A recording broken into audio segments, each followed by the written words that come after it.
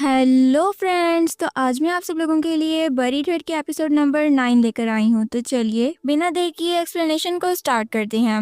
Episode की शुरुआत में यहाँ कुछ वक्त पहले का टाइम दिखाया जाता है जब जैंग सियोंग गुहू को बता रहा था कि हु च्यूल को धोखा देने और डोंगजू से अब तक प्यार करने की कीमत यू नाम को अब अपनी जान देकर चुकानी पड़ेगी। उसके मरने के बाद उसके सारे शेयर्स और एसेट भी हु च्यूल के ही नाम होंगे। डोंगजू और यू नाम अब दोनों मर जाएंगे। तभी लिफ्ट में एल्डो भी वो जहरीला इंजेक्शन लेकर डोंगजू को मारने हॉस्पिटल आ रहा होता है। उस वक्त डोंगजू के रूम में तेयुन आया था और उसके पास बैठकर उससे ठीक होकर होश में आने को बोल रहा होता है।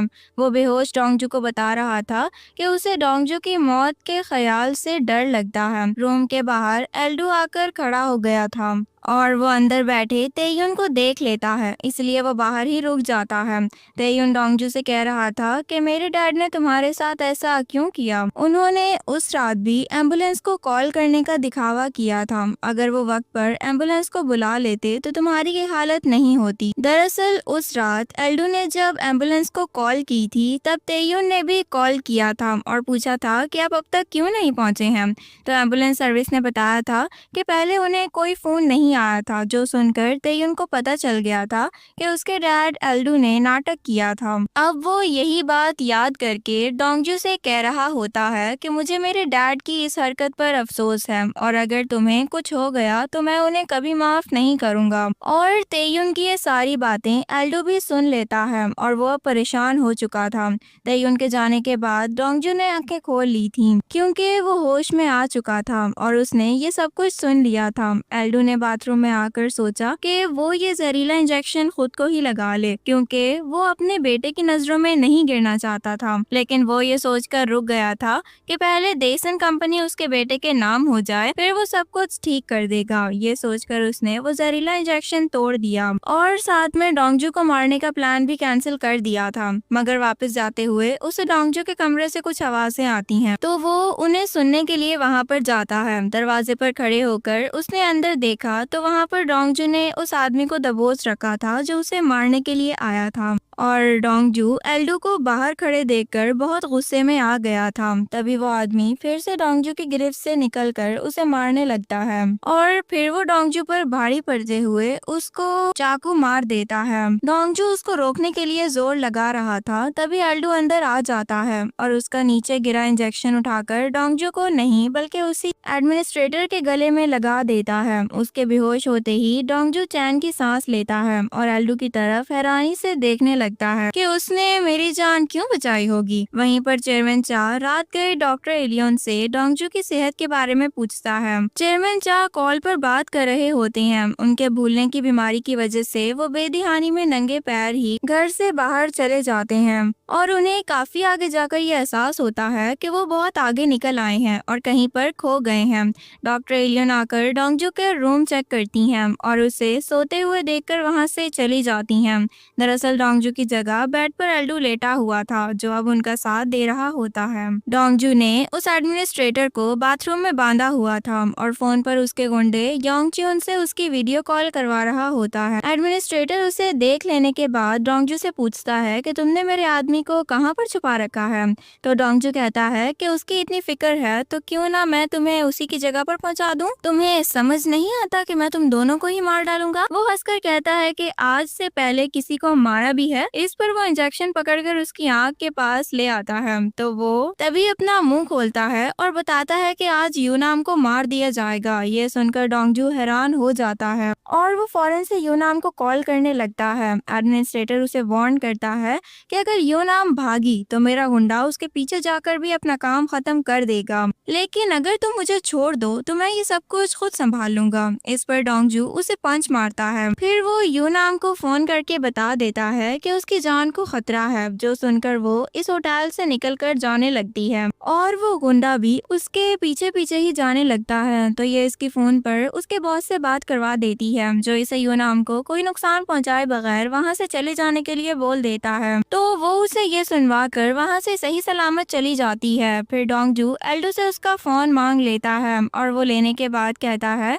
कि आपने तो मुझे मरते हुए देखकर एम्बुलेंस को बुलाने का भी दिखावा ही किया था, फिर आज मेरी जान क्यों बचाई है? खैर, जान तो आपकी 2 बार मैंने भी बचाई है ना। फिलहाल मैं आपको मार डालने की जगह जिंदा छोड़ रहा हूँ। ये कहकर वो उसे वहीं छोड़कर चला जाता है। वहाँ पर चेयरमैन इधर उधर भटकते एक बस स्टॉप पर रुक जाते हैं, तो रास्ते से गुजरते हुए सोनू उनको देख लेता है। उसे याद आ जाता है कि उनकी बेकरी के ये तो पुराने कस्टमर हैं, जो अक्सर उसे घूरते भी रहते हैं। वो उनके पास बाइक रोककर उन्हें पूछ लेता है, क्या आप यहाँ किसी काम से आए हैं? आप यहाँ पर क्यों बैठे हुए हैं? क्या मैं आपको घर छोड़ दूं? तो चेयरमैन उनके साथ पीछे बैठ जाते हैं। वो उसके साथ रास्ता पूछ पूछ कर उनके बाइक चलाने लग जाता है, लेकिन चेयरमैन तो खुद भी रास्ता भूल गए थे। उधर चेयरमैन के घर वाले भी अब तक जान चुके होते हैं कि वो घर से नंगे पैर चलते हुए गुम हो चुके हैं। बाहर उन्हें ढूंढते हुए कुछ लोग भी बोलते हैं कि हमें पुलिस की मदद ले लेनी चाहिए, मगर केसंग उनसे कहती है कि अगर पुलिस रिपोर्ट करवाई तो न्यूज बन जाएगी कि चेयरमैन लापता हो चुके हैं, देसन के स्टॉक्स क्रैश हो जाएंगे। उसकी बातें सुनकर सब उसको देखने लग जाते हैं कि यहाँ से जाने को भी बोल देते हैं। केसंग जाते जाते बोल देती है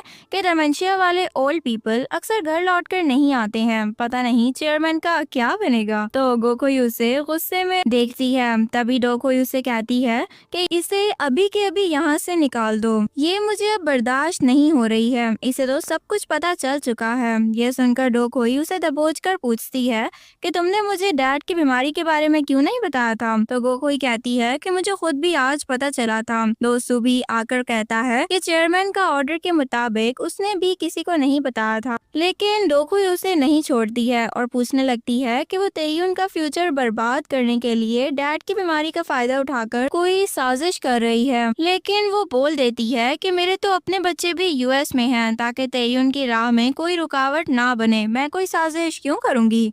तब भी वो नहीं रुकती है, तो सेक्रेटरी गोंग उसे आवाज देकर कहती है कि अब बस कर जाओ। ये सुनकर वो गोकुई को छोड़कर पीछे हट जाती है। उधर एल्डू एडमिनिस्ट्रेटर को छुड़वाता है, तो वो पूछता है कि क्या तुम यहाँ पर डोंगजू को खत्म करने के लिए नहीं आए थे? अगर तुम अपना काम पूरा नहीं करोगे तो जैंग सियोंग का भरोसा तुम्हारे ऊपर से उठ जाएगा। ये सुनकर वो वापस आता है और एडमिनिस्ट्रेटर से कुछ कहने बिना वहाँ से उसे बहुत सारे थप्पड़ मारकर चला जाता है। और दूसरी तरफ घर पर बैठा जैंग सियोंग आज जश्न मनाने की तैयारी कर रहा था कि वो डोंगजू और यूनाम की मरने की खुशखबरी कुछ ही देर में सुन लेगा, इसीलिए वो गुहू को खाना लगाने को बोल रहा होता है। तब गुहू को याद करता है कि जब बहुत अरसे पहले उसे खाने पर ही दिसान में आए नए लड़के डोंगजू का बैकग्राउंड चेक करके डैंगसियन को रिपोर्ट दी थी। तब उनके बचपन की तस्वीरें दिखाकर बताया था कि ये छोटा बच्चा डोंगजू और उसकी बहन है। उनकी माँ यूजिन आयरिस क्लब में काम करती है, जो कि एक नाइट क्लब है, और डोंगजू के फर्स्ट ग्रेड में होते हुए ही वो मर गई थी। इनके साथ बैठा आदमी क्लब का वेटर बोंग डूक होता है, जिसने उन बच्चों को अपना सरनेम दिया था, क्योंकि मैडम पाई ने इसे बहुत ज्यादा मनाकर इससे उसका सरनेम खरीद लिया था। जैंग सियोंग की वाइफ उस बच्चे की फोटो देखकर कहने लगती है कि ये बच्चा तो सियोन ह्यून है ना। उसने अपनी एल्बम भी लाकर दिखाई जिसमें वही बच्चा इनके घर पर मौजूद होता है, और उसका हुलिया भी हूबहू वैसा ही था।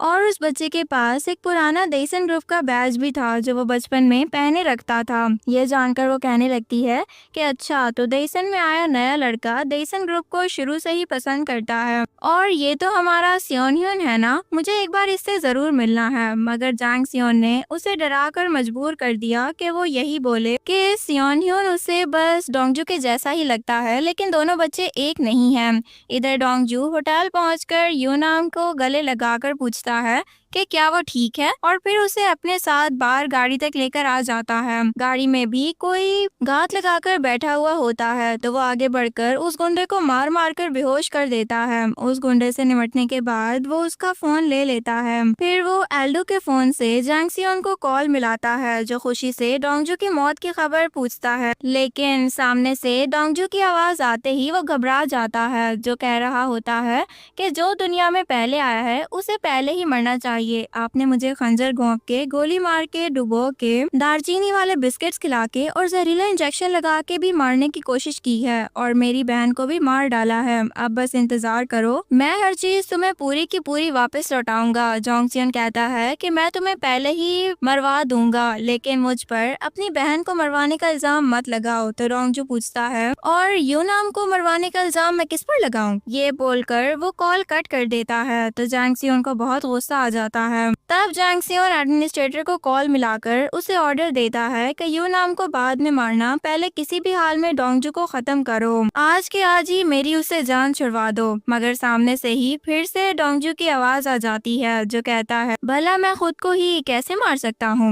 ये सुनकर जैंगसियोन को और भी ज्यादा गुस्सा आता है और वो घबरा जाता है और फोन काटने पर गोहू से कहता है कि डोंगजू ने तो एडमिनिस्ट्रेटर को भी पकड़ लिया है। वो डोंगजू के पास क्या लेने गया था? गोहू कहता है कि शायद वो डोंगजू से अपने गुंडे योंगजिन का बदला लेने के लिए गया होगा। तो जैंगसियोन कहता है कि ये बेवकूफ बदले लेने के चक्कर में खुद ही ढेर हो जाएगा। डोंगजू कितना बड़ा पागल है, उसने सिर्फ हमें बेवकूफ बनाने के लिए वो दालचीनी वाले बिस्किट्स खा लिए थे और अपनी जान भी खतरे में डाल दी थी। जिसे अपनी जान भी प्यारी नहीं थी, उसने एल्डो, एडमिनिस्ट्रेटर और गिल्बिन को भी अब तक मार डाला होगा। क्या अब अगली बारी मेरी है? उधर पुलिस बुलाकर यूनाम की गाड़ी में घुसे उस गुंडे को गिरफ्तार करवा दिया जाता है। यूनाम पुलिस को अपना बयान लिखवाती है और दूर खड़ा डोंगजू उसे देख रहा होता है। फिर तसल्ली कर लेने के बाद वो वहाँ से चला जाता है और ये सोचती है कि मेरी फिक्र मत करना डोंगजू, मैं अब सबसे महफूज जगह पर चली जाऊंगी। वहाँ पर चेयरमैन चा बहुत देर से सोनू को गलत रास्ता बताते उसे घुमाए ही जा रहे होते हैं। तब हमें दिखाया जाता है